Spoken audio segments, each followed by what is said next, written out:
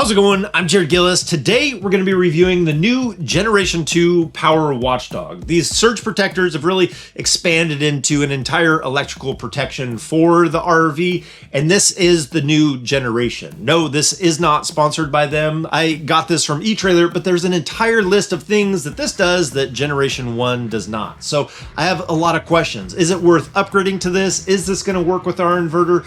What all does this represent? So let's not waste any time. Let's get right into it.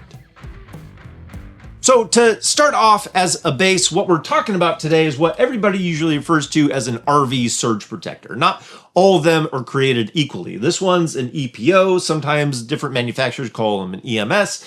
Basically, what we're looking at is, yes, this will take a surge, but it does more than that. When you have a miswired pedestal, you have voltage that's high or low, these are going to step in and turn the power off and disconnect you from an unsafe situation, or a situation that might damage some of the appliances in the RV, which is a big step up from your average surge protector. And this Generation 2, they do have the portable and the hardwired for 30 and the 50. But to start off, there are two big things right out the gate that we can see that are pretty obvious that are different about this. Number one, it has Wi-Fi. So on their list, it's one of the first things that they mention. They're one of the first ones to get Bluetooth on here, but now they've added Wi-Fi. So that's why they say that you can use this globally, which we're going to be checking out. But the second obvious thing is the form factor is slightly different. Comparing this to the size of the original hardwired one we have on here takes up about the same amount of footprint, but it definitely looks different. So let's open it up and see what the inside holds. Now, I had mentioned this is the hardwire version. They do have the portable versions, which are a little bit shorter because they've added a door onto the side that's going to cover up that electrical connection and give it a little bit more weather protection, which will be good, but I know that there's plugs out there that are going to have a hard time with this door closing in it, or that plug even fitting into this area. So that is something you'd want to be aware of. That said, covering it is going to be better than leaving it exposed. But now on the inside, we also notice something that's different, and it's the surge module. They've changed the design of it. It's still serviceable, which I think Hughes is one of the only ones that make the surge module serviceable. You don't need to do any soldering. You can see you disconnect the wires and it slides right out. And that's all there is to it. It is a different module than the Generation 1. This is more user-friendly. It feels less fragile than the Generation 1 just from a handling standpoint,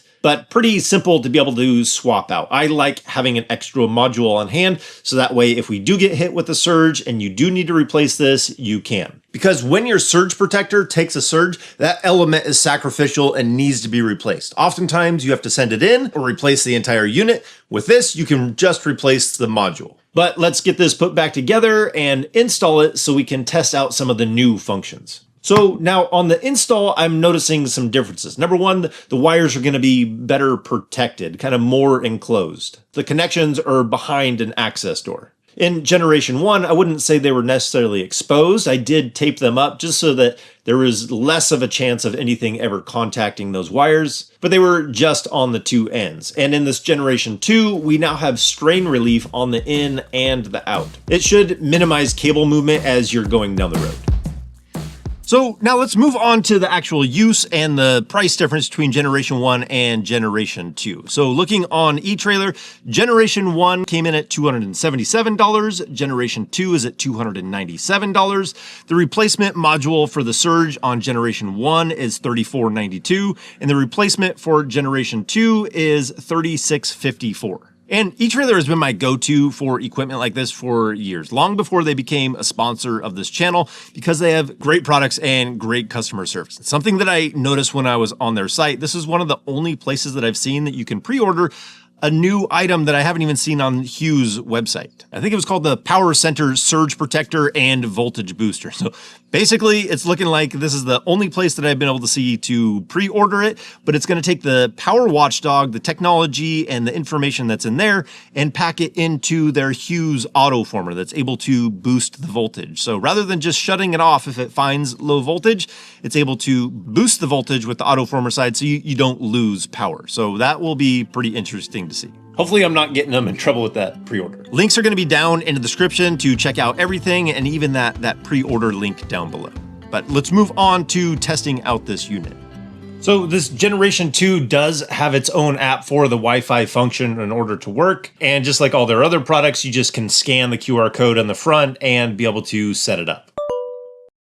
So I have the Power WatchDog on one Wi-Fi and the phone on another. And then we're not going to connect it by Bluetooth, so that way we can see how it would respond if we weren't even here at the RV. So it's not connected Bluetooth in a localized way. The other thing is you don't have to have any of the Bluetooth or apps in order for this to work. I mean, it's why you would get the Generation 2, but it does give you the code on the front, and then on the side of it, it gives you what that code is when it gives you the code. So that way you know what it is.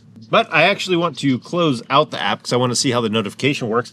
And I'm going to send this into a fault. We're going to disconnect the ground neutral bond.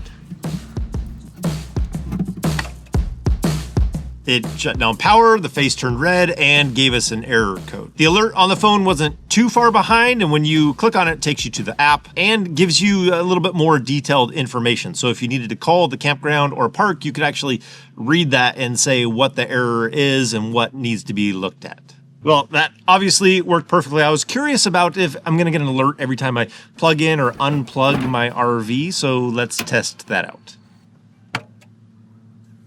So that is interesting to know that if your RV does lose power, you're not necessarily going to get an alert. It's if there's some kind of a fault, some kind of miswire, over voltage, under voltage, some kind of a problem that it's going to let you know. But if you lose power, you won't actually get an alert. So just something to know.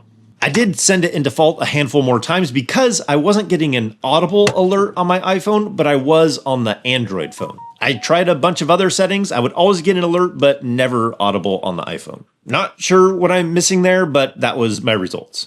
But they do have another button here at the bottom, so you can turn the power off from inside the app. So that turns the power off to the RV, and you can turn it back on. Again, on two different Wi-Fis, so you could do this remotely from another location if you needed to.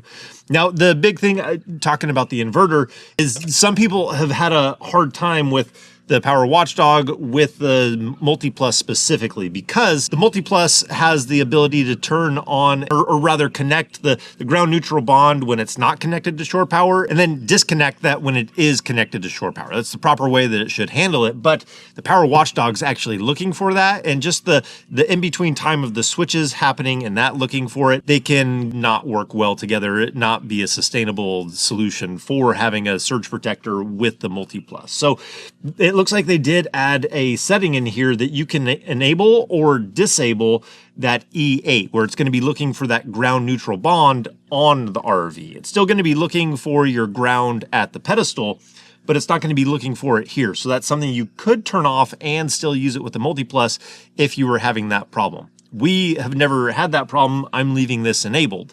So the other thing that they do have on here is the backlight, not blacklight. So the light on this emblem right here that gives you a red indication when there's a fault and white when everything is good. When you have those portable ones, it was pretty bright on the last generation. People were complaining about it. And so they made a film that could go over that and it would dim the light so it wasn't quite so bright outside.